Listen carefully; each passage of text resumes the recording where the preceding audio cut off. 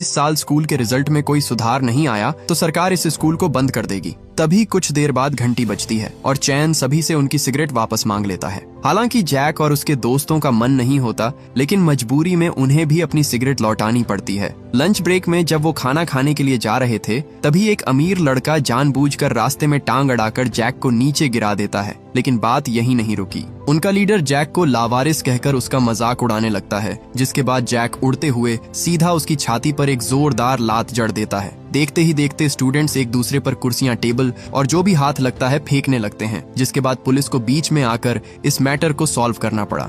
इस हंगामे के बाद स्कूल फैसला करता है कि चैन की क्लास के उन 5 स्टूडेंट्स को सस्पेंड कर दिया जाए, क्योंकि ऑफिसर्स का मानना था कि लड़ाई की शुरुआत उन्होंने की थी। बाद में जब चैन प्रिंसिपल के ऑफिस से बाहर निकलता है तो वो देखता है कि जैक अब भी उन्हीं स्टूडेंट्स से भिड़ने की कोशिश कर रहा है। उन्हें रोकने के लिए वो खुद बीच में कूद पड़ा और जैक को समझाया कि लड़ाई इस प्रॉब्लम का सॉल्यूशन नहीं है। पर जैक कहता है ये स्कूल कभी भी सबके साथ बराबरी का व्यवहार नहीं करता। उसके मुताबिक अमीर परिवारों के बच्चों को हमेशा बचा लिया जाता है, जबकि गलती चाहे किसी की भी हो, सजा हमेशा गरीब स्टूडेंट्स को मिलती है। चैन कहता है अगर तुम्हें लगता है कि तुम इन सबसे बेहतर हो तो साबित करो। इस तरह किसी पर हाथ उठाने से कुछ हासिल नहीं होने वाला। उसकी रिक्वेस्ट पर स्कूल उन्हें एक और मौका देने को तैयार था, पर कंडीशन ये थी कि सस्पेंड किए हुए बच्चों को एक माफीनामा लिखना होगा कि वो दोबारा ऐसा कुछ नहीं करेंगे। जैक के सारे दोस्त अपने फ्यूचर को ध्यान में रखते हुए माफीनामा लिख देते हैं, पर जैक किसी से माफी नहीं मांगने वाला था। वो अगले दिन से स्कूल आना ही बंद कर देता है।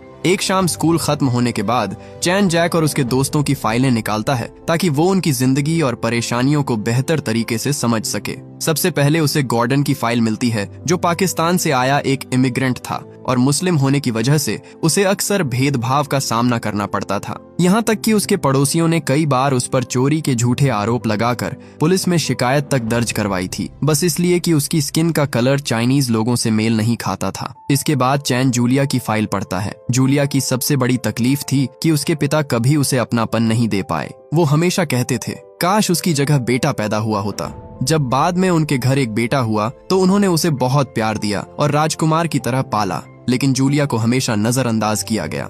अपने पिता का प्यार पाने के लिए गॉर्डन ने हर मुमकिन कोशिश की। उसने लड़कों जैसे कपड़े पहनने शुरू कर दिए, लड़कों वाले खेल खेलने लगी, यहाँ तक कि अपने बाल भी छोटे करवा लिए ताकि उसके पिता उसे स्वीकार कर सकें। लेकिन इन सब कोशिशों के बावजूद उसे कभी वो प्यार नहीं मिला जिसकी उसे उम्मीद थी। फिर चैन क्रिस और डैनी नाम के 2 जुड़वा भाइयों की फाइल खोलता है। बचपन में ही उनकी माँ उन्हें छोड़कर किसी दूसरे आदमी के साथ चली गई थी। इस हादसे ने उनके पिता को अंदर तक तोड़ दिया और धीरे धीरे उन्हें शराब की लत लग गई। घर की बिगड़ती हालत से बचने के लिए डैनी ने खुद को वीडियो गेम्स की दुनिया में खो दिया, जबकि परिवार की जिम्मेदारी काफी हद तक क्रिस के कंधों पर आ गई। वो पढ़ाई के साथ साथ एक छोटी सी किराने की दुकान पर काम भी करता था ताकि किसी तरह घर का खर्चा चल सके। इसके बाद वो जैक की फाइल खोलता है, लेकिन हैरानी की बात ये थी कि उसमें जैक के अतीत या परिवार से जुड़ी कोई जानकारी मौजूद नहीं होती।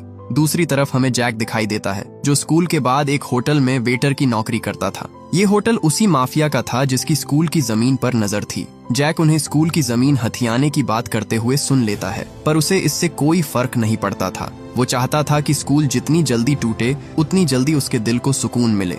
जैक ड्रिंक सर्व कर ही रहा था कि तभी उसकी नजर ली के महंगे लाइटर पर पड़ती है। मौका देखकर वो उसे चुरा लेता है, पर बदकिस्मती से ली को उस पर शक हो जाता है, जिसके बाद ली के आदमी उसे पकड़कर उसकी खूब पिटाई करते हैं। ली ने जब उसकी आईडी चेक की तो उसे पता चला कि ये तो उसी स्कूल का स्टूडेंट है। वो बोला पढ़ने लिखने की उम्र में यहाँ टेबलें साफ कर रहे हो। उसे और मारने के बजाय ली उसे कुछ पैसे देता है और उसे अपने यहाँ नौकरी पर रख लेता है, क्योंकि आगे चलकर वो उसके बहुत काम आने वाला था। इसी बीच चैन एक एक कर स्टूडेंट्स से मिलना शुरू कर देता है। सबसे पहले वो गॉर्डन के पास गया। चैन ने उसे कुछ गुंडों से बचाया जो उसके पीछे हाथ धोकर पड़े हुए थे। उसे पता चला कि लोग बचपन में उसका मजाक उड़ाया करते थे, इसलिए उसे स्टेज पर जाने से डर लगता था। पर चैन ने देखा कि पास में ही एक आदमी गाना गा रहा था। वो उसका माइक लेकर बेसुरी आवाज में गाना गाने लगा। वो बोला अगर मेरे जैसा आदमी इतने लोगों के सामने गा सकता है तो तुम क्यों नहीं। चैन को इतने कॉन्फिडेंस के साथ लोगों के सामने देख गॉर्डन का हौसला भी बढ़ जाता है, जिसके बाद अपनी झिझक छोड़कर बैंड के साथ शामिल हो जाता है। पहली बार इतने बड़े दर्शकों के सामने परफॉर्म करके उसे बेहद खुशी महसूस होती है, जिससे उसका डर हमेशा के लिए छूमंतर हो गया। दूसरी ओर ब्रूस और क्रिस की जिंदगी में परेशानियां लगातार बढ़ती जा रही थीं। एक रात उनके पिता नशे की हालत में उनसे अपने लिए शराब लाने को कहते हैं, लेकिन दोनों भाई साफ मना कर देते हैं। ये सुनकर उनके पिता भड़क जाते हैं और गुस्से में उन्हें घर से बाहर निकालने की धमकी देने लगते हैं। अगले दिन चैन उनके पिता से मिलने जाता है और उन्हें समझाता है कि एक पिता होने के नाते उनकी जिम्मेदारियां भी हैं। वो उन्हें सलाह देता है कि अगर वे सच में अपने बच्चों की जिंदगी बेहतर बनाना चाहते हैं तो उन्हें शराब छोड़कर कुछ वक्त के लिए नशा मुक्ति केंद्र में चले जाना चाहिए। वहीं दूसरी तरफ जूलिया के पिता उसके लिए मेकअप का सामान खरीद कर लाते हैं और कहते हैं उसे लड़कियों की तरह रहना चाहिए। अगर वो ऐसे ही रही तो कोई लड़का उससे शादी नहीं करेगा। उसे देखने लड़के वाले आने वाले थे, लेकिन जूलिया अभी शादी के लिए तैयार नहीं थी। गुस्से में आकर वो सारा मेकअप अपने छोटे भाई के चेहरे पर पोत देती है और कार लेकर जाने लगती है। पर तभी चैन सामने आ जाता है और उसे समझाता है कि बिना लाइसेंस के गाड़ी चलाना कानून के खिलाफ है। फिर चैन मुस्कुराते हुए कहता है अगर उसे सच में ड्राइविंग करनी है तो मेरे साथ चलो। इसके बाद दोनों एक गो कार्ट रेस ट्रैक पर पहुंचते हैं, लेकिन चैन ने उसके लिए एक सरप्राइज प्लान किया था। उसने जूलिया के पिता को भी वहां बुलाया था, क्योंकि वो चाहता था कि बाप बेटी एक दूसरे को नए नजरिए से समझे। डैड कहते हैं अगर तुम जीती तो जो चाहो वो कर सकती हो, लेकिन अगर मैं जीता तो तुम्हें हाई स्कूल के बाद एक अच्छा लड़का ढूंढकर शादी करनी होगी। इसके बाद दोनों के बीच रेस शुरू होती है। रेस के दौरान साफ नजर आता है कि दोनों के बीच कितनी नाराजगी भरी हुई है। वो एक दूसरे की परवाह करने के बजाय सिर्फ जीतने पर ध्यान दे रहे होते हैं। इसी जल्दबाजी में दोनों ट्रैक से बाहर निकल जाते हैं और तभी अचानक एक बड़ा ट्रक जूलिया की गो कार के ऊपर चढ़ जाता है। ये देखकर उसके पिता की सांसें थम जाती हैं और वो वहीं टूटकर रोने लगते हैं। लेकिन कुछ ही पल बाद जूलिया सुरक्षित बाहर निकल आती है। अपने पिता को इस तरह उसके लिए रोते हुए देखकर उसे पहली बार एहसास होता है कि उसके पिता उससे नफरत नहीं करते, बल्कि उससे बेहद प्यार करते हैं। वो अलग बात है, उन्हें जताने में मौत आ जाती थी। उधर हम क्रिस और डैनी के डैड को देखते हैं।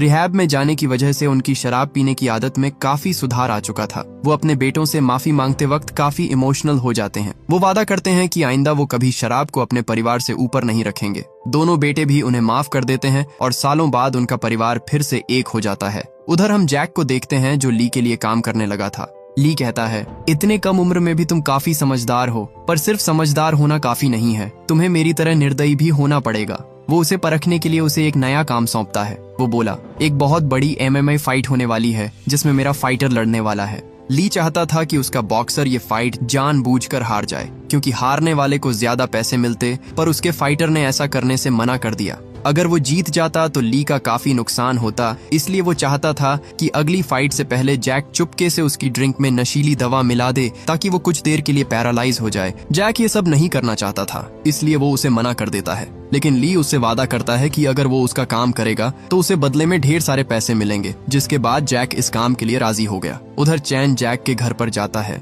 जहां उसे उसकी बूढ़ी दादी मिली। उसके घर की हालत देखकर साफ पता चल रहा था कि वो अपनी जिंदगी बहुत गरीबी में बिता रहे थे। चैन सच बताकर दादी को और परेशान नहीं करना चाहता था। उसने उन्हें कुछ पैसे दिए और उनसे झूठ कहा कि आपका नाती क्लास में फर्स्ट आया है, ये उसी की स्कॉलरशिप के पैसे हैं। वहीं दूसरी ओर जैक ली के इशारा करने पर चुपके से उस फाइटर की ड्रिंक में ड्रग्स मिला देता है। लेकिन जब वो दवाई की शीशी छुपा रहा था, वो उसका ट्रेनर उसे ऐसा करते हुए रंगे हाथों पकड़ लेता है। इससे पहले वो सब सच उगल देता, ली ने उसे पीटना शुरू कर दिया।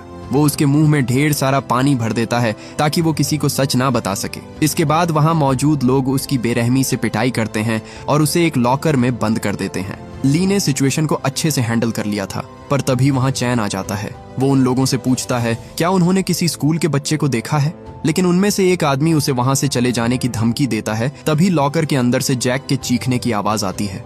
चैन तुरंत समझ जाता है कि जैक मुसीबत में फंसा हुआ है। वो उन्हें उसे छोड़ने को कहता है, पर बात मानने की बजाय उन्होंने उल्टा चैन पर हमला कर दिया। चैन अकेले उन सब हट्टे कट्टे पहलवानों से फाइट करता है। अपने मिलिट्री ट्रेनिंग की वजह से वो अकेले ही कई लोगों पर भारी पड़ रहा था। आखिर में उसका सामना उनके सबसे ताकतवर MMA फाइटर से होता है। दोनों के बीच जबरदस्त मुकाबला होता है, पर चैन ने उसके मुंह पर क्रीम पोत दी, जिससे उसे दिखाई देना बंद हो गया। बस इसी का फायदा उठाकर चैन उसे बहुत मारता है। वो दोनों बुरी तरह घायल हो जाते हैं। सबको लगा उस फाइटर ने चैन को हरा दिया, पर उसे खुद इतनी चोट आई थी कि वो बेहोश हो जाता है।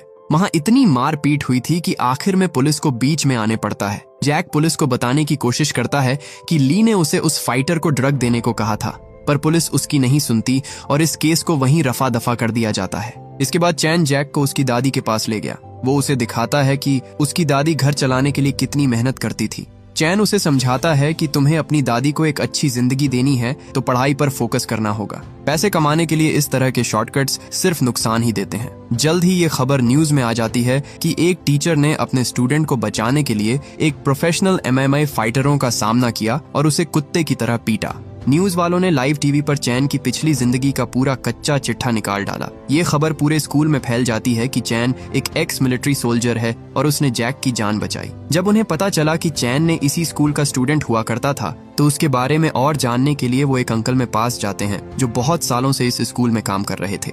उन्होंने चैन के बचपन को अपनी आंखों से देखा था। स्टूडेंट को लगा कि उन्हें अपने टीचर के बारे में अच्छी अच्छी बातें जानने को मिलेंगी, पर उन्हें जो पता चला उसे सुनकर वो दंग रह जाते हैं। पता चला कि चैन इस स्कूल का सबसे बदमाश लड़का हुआ करता था। उसके कारनामे सुनकर बच्चों की हंसी रुकने का नाम ही नहीं ले रही थी। हमें एक छोटा सा फ्लैशबैक दिखाया जाता है जिसमें चैन एक दिन स्कूल की सेरेमनी में घोड़े बेचकर सो रहा था, पर उसकी नींद एक लड़के के पियानो बजाने से डिस्टर्ब हो जाती है। उसे चुप कराने के लिए चैन ने उस पर पानी के गुब्बारे फेंकने शुरू कर दिए और उसकी पूरी परफॉर्मेंस खराब कर दी। वो लड़का उसे मारने के लिए उसके पीछे दौड़ा, पर उससे बचते दौरान मूर्ति टूटकर उसके हाथ पर गिर जाती है। उस दिन मूर्ति तो टूटी ही, साथ ही उस बेचारे लड़के का हाथ भी टूट गया जो पियानो बजाता था, जिसके बाद उसे स्कूल से सस्पेंड कर दिया जाता है। उस समय के प्रिंसिपल हर बच्चे में सिर्फ अच्छाई ही देखते थे, इसलिए उन्होंने चैन की भलाई के लिए उसे मिलिट्री स्कूल में दाखिला दिलवा दिया। उस MMA फाइटर को हराने के बाद चैन अपने स्कूल में किसी सेलिब्रिटी से कम नहीं था। उसे देखकर सबके चेहरे पर चमक आ जाती है,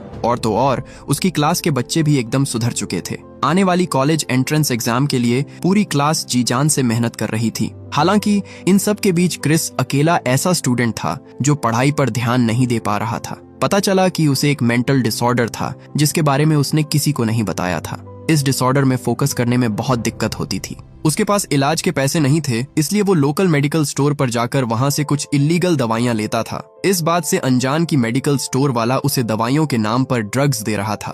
क्रिस तनाव और अकेलेपन से निकलने के लिए और ड्रग्स लेने लगा था, लेकिन समय के साथ ये आदत उसकी लत बन गई और अब वो चाहकर भी इससे बाहर नहीं निकल पा रहा था। इसी वजह से वो पढ़ाई पर ध्यान नहीं दे पाता था। चैन उसकी हालत को समझ जाता है और उससे वादा करता है कि वो हर हाल में उसकी मदद करेगा, लेकिन हालात सुधरने के बजाय और खराब हो जाते हैं। डिप्रेशन से जूझ रहा क्रिस एक दिन अपने भाई के स्कूल जाने के बाद बालकनी से नीचे कूद जाता है, जिसके बाद उसे तुरंत अस्पताल पहुंचाया जाता है, जहां डॉक्टर बताते हैं कि वो कोमा में चला गया है। उसके सुसाइड की खबर पूरे शहर में आग की तरह फैल जाती है। मीडिया इस घटना को मिर्च मसाला लगाकर पेश करती है और क्रिस की हालत के लिए स्कूल और खासकर चैन को जिम्मेदार ठहराने लगती है। सबको लगने लगा कि उसके पढ़ाने के तरीके में कोई कमी थी, जिस वजह से उस लड़के ने ये कदम उठाया। बढ़ते दबाव के बीच चैन को एजुकेशन बोर्ड के सामने पेश होने के लिए बुलाया जाता है, जहां उसके खिलाफ फैसला सुनाते हुए उसका टीचिंग लाइसेंस कैंसिल कर दिया जाता है। जब वो स्कूल से जा रहा था तो सारे स्टूडेंट्स मिलकर उसे रोकने की कोशिश करते हैं, पर चैन अंदर से पूरी तरह टूट चुका था,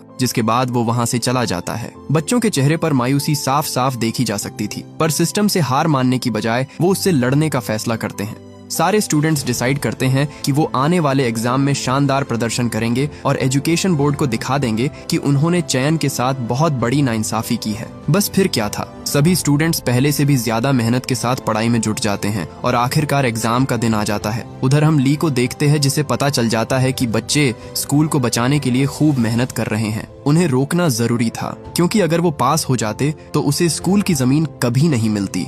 तभी जैक और बाकी स्टूडेंट्स को चैन के नंबर से एक मैसेज मिलता है, जिसमें लिखा होता है कि वो एग्जाम से पहले स्कूल में उनसे मिलना चाहता है।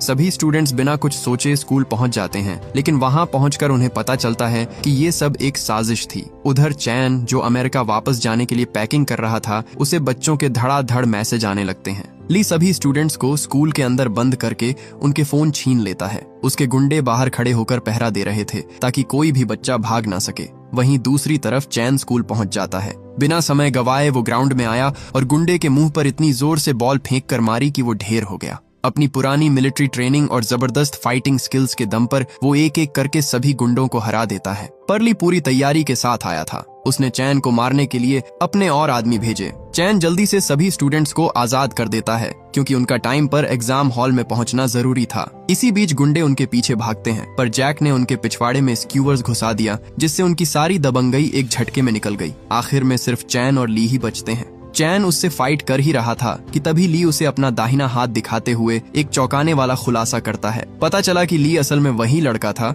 जिसका चैन ने हाथ तोड़ा था। उस दिन के बाद से ली कभी पियानो नहीं बजा पाया। उसके डैड जो खुद भी एक गैंगस्टर थे, उन्होंने उस वक्त उसे कहा था, अगर इस फालतू पियानो की जगह बॉक्सिंग सीख ली होती तो आज ये दिन ना देखना पड़ता। उसी दिन से उसके मन में चैन के लिए नफरत भर गई थी। वो अपनी बर्बाद हुई जिंदगी का जिम्मेदार चैन को मानता था। चैन को ये जानकर काफी बुरा लगा। वो अपनी पुरानी गलती के लिए बहुत शर्मिंदा था, पर ली के लिए सिर्फ पछतावा काफी नहीं था। वो चैन पर हमला कर उसे मारने की कोशिश करता है। चैन उससे लड़ना नहीं चाहता था, पर बहुत समझाने पर भी जब वो नहीं माना तो मजबूरन उसे लड़ना ही पड़ा। आखिर में ली ने अपना चाकू निकाल लिया। चैन उससे वो चाकू छीन लेता है और उसे नुकसान पहुंचाने ही वाला था कि एंड मौके पर उसने होश संभाला और वो चाकू अपने खुद के पैर में घोंप दिया। ये देख ली एकदम से चौंक जाता है। चैन वहां से जाने लगता है, पर जाने से पहले वो ली को बताता है कि वो काफी वक्त से उसे ढूंढ रहा था ताकि उससे माफी मांग सके।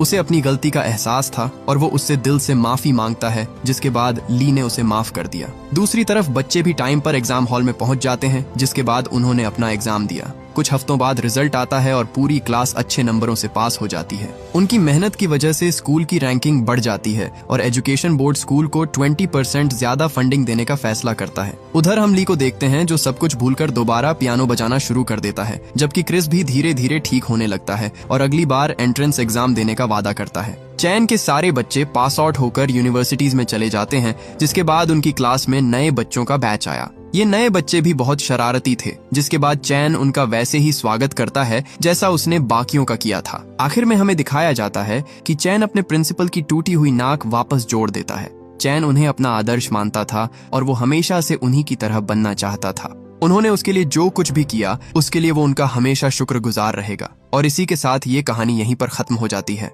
उम्मीद करता हूँ कि ये मूवी आपको पसंद आई होगी। Thank you for watching.